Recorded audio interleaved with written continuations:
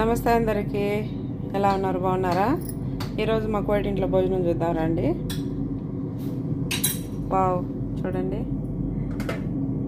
మాంసము మచ్చిపూస అన్నమాట. అరబీలో మచ్చిపూస లెహామ్ అంటారు.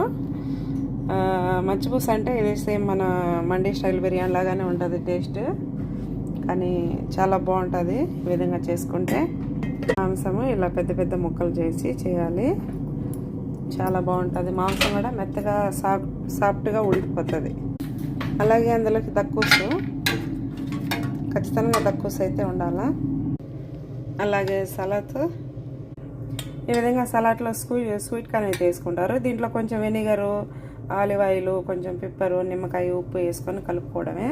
ఈ విధంగా అయితే అన్ని భోజనానికి రెడీ చేశాను. పెప్సీ, మజ్జిగ, ప్లేట్లు అన్నీ, పచ్చికారం, పెరుగు అన్నీ. పిల్లలు వస్తే భోజనం పెట్టాలి. వీడియో కనుక నచ్చితే లైక్ చేయండి, షేర్ చేయండి, సబ్స్క్రైబ్